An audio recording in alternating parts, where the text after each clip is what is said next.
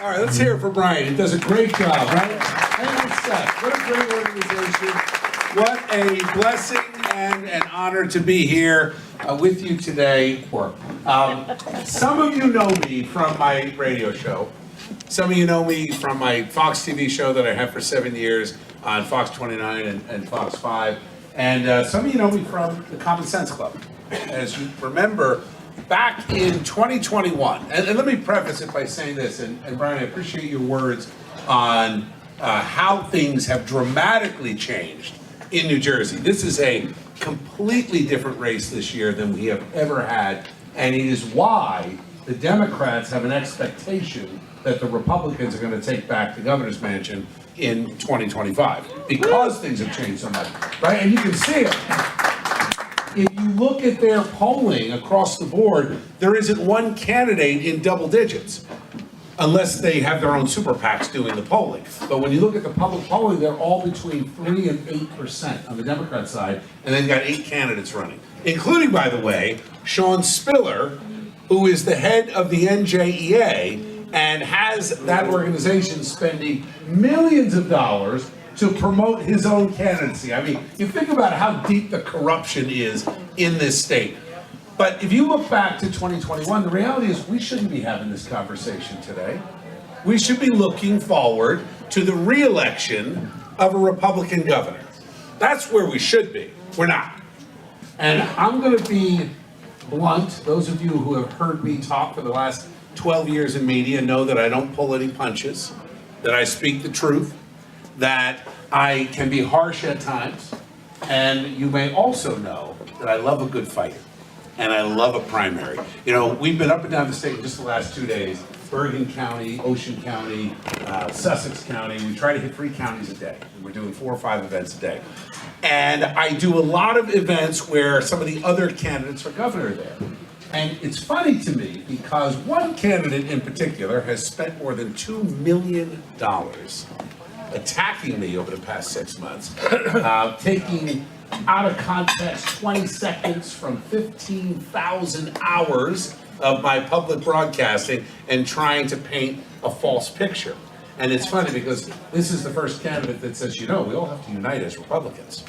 And I hear all about uniting. I hear all about Reagan's 11th commandment. I hear all about, hey, we've got to be nice to each other because on the other side of the primary, we've got to unite and beat the Democrats. I said, well, that all sounds good on June 11th, because between now and June 10th, we have a fight on our hands, and it's a fight I intend to win. Now, here's why. Because we should have won last night, and we didn't. Why didn't we? Well, we had a candidate for governor who claimed to be a Republican, but didn't vote for Donald Trump. Claimed to be a Republican, but supported licenses, and still does, for illegal aliens. Claimed to be a pro-law enforcement Republican, but stood on the floor of the Assembly and said that I know of many more jobs that are more dangerous than police officers, that pay less. And by the way, cops volunteer for that job. Now you think about the disrespect to law enforcement. When you run a candidate who doesn't respect law enforcement, who supports the Murphy Plan on illegal immigration, supported the lockdowns, and didn't vote for Donald Trump, guys, obviously we lost in 2021. You know why? Republicans stayed home. How do I know that? Because we had 2 races in the country in 2021. And same thing, by the way, here in 2025. One in Virginia and one in New Jersey. Now, in all the polling leading up to that election in November, Virginia and New Jersey were almost identical. Biden in the basement, actually, and in the polling. And the opportunity for a Republican to win, almost identical. What happened? Youngkin wins by 75,000 votes, and Murphy gets reelected by 85,000. You know what the difference was? In Virginia, 6 out of 10 voters turned out to vote. In New Jersey, 4 out of 10. 4 out of 10. That means 6 out of 10 stayed home. Now, why did they stay home? They weren't inspired. Because we have been spoon-fed the same old stuff from the same back room for the past 30 years. I'm going to mention to this group, I'm assuming mostly Republicans, although Liberty and Prosperity, maybe a few independent rogues in here, that's okay. If I mention this name to you, how do you react? Chris Christie. I love it. The streak continues. And I've been doing this for 2 years, since we launched the Common Sense Club, and I mentioned Chris Christie, and I have a running bet with my team that I win every time. I'm like, they're going to groan. I'm going to mention it. They're going to groan. I'm telling you. Now think about that. Let me mention one more name. Christine Todd Whitman. All right, now, walk with me through this. I just mentioned the 2 Republican governors who were reelected, two-term Republican governors in a blue state, and our reaction as Republicans is, ugh. Now, what does that tell you? It tells you the system's broken. It tells you the party's broken. It tells you that they're spending more time and money right now trying to stop me because they don't want a populist, pro-Trump, pro-life, pro-Second Amendment, U.S. Marine to come in and break up the little cabal that they have. Because they're all making money. Yep. My opponent, Jack Ciattarelli, and I say my opponent, I know there are a lot of guys running. There's 2 of us running. There's 2 of us. You look at the polling, that everybody else is at 1% and 2%. They don't have any money. Ed Durham raised $5,000. We're a 2-man race. And if anybody see the debate? All right, so you probably now know why I'm so upbeat and smiling. That was a great night for us. It was embarrassing for my opponents because they decided, instead of having a conversation, to just try to interrupt and step on me and be belligerent. Why? Well, it's a funny thing when you tell everybody you're the front runner, and then you find out in your internal polls that this guy, Bill Spadea, is only a few points behind you. You get on the debate stage and you start attacking. But when I look at how this breaks out, we haven't had a true conservative at the helm of this party for a long time. And conservative has changed and evolved, I think, in terms of what we've seen from Donald Trump. It's not the old line Reagan conservative. We've kind of evolved into a populist conservative, common sense conservative. Talking about things like restoring a cost of living adjustment for our police officers and firefighters. It's a reasonable thing to do. It's actually the most fiscally responsible thing to do. Have you have any idea how many cops and nurses and firefighters are running out of the state when they retire because they can't afford to live here anymore?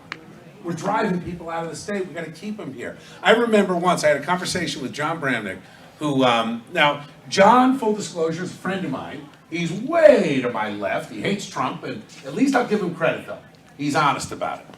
Now, he's been a senator for the last few years. He was the minority leader in the Assembly for a long time, and I read a report from a group called NJBIA, New Jersey Business and Industry Association. And I used to have him on the radio all the time. And the report showed how many thousands of millionaires left New Jersey in just a short period. Thousands and thousands of multimillionaire taxpayers leaving the state. And I said, well, that's clearly a problem, because every time a millionaire taxpayer leaves, guess who picks up the burden when you've got Trenton run by Democrats who increase the budget every single year? We've got a nearly $60 billion budget. Last year, Chris Christie, give him a little credit, $35 billion. So the Democrats have just taken all of us for granted. So I said to John, I said, you know what I think we ought to do is propose a reverse millionaires tax. And because all the Democrats talk about is tax the millionaires more, I'm like, hey, dummies, you keep taxing them like that, guess what they do? They leave. They don't have to go that far. You can throw a stone to Delaware or Pennsylvania. They are just going across the river. It's all they're doing. So I said, what if you told that guy making $5 million a year who just left the state that we'll tax you up to $750,000, and then between $750,000 and $1.5 million, we'll cut it in half. Then we'll cut it in half again. By the time you get to $3 or $4 million in income, you're not paying any income tax. And John said to me, he said, well, because I said, you realize you bring back hundreds of millions of dollars in tax revenue by recruiting these millionaires back because they don't want to live in Delaware. They don't want to live in Florida. How do I know that? Because they come back here all the time. Half of our wealthy friends who have left the state, they are making sure they're out of the state 6 months in a day. But they still keep a residence at the shore. They keep something here because it's Jersey. We've got the best pizza, bagels. You're not getting that in Florida. So I said, the math works for everyone you bring back. You could give a credit to those middle class and working class families, dozens, if not hundreds, for each one. And the head of the Assembly Republican caucus said, well, I'm sure your math works, but I'll never propose it, I'll never support it, and I won't let any of my caucus members vote on something like that.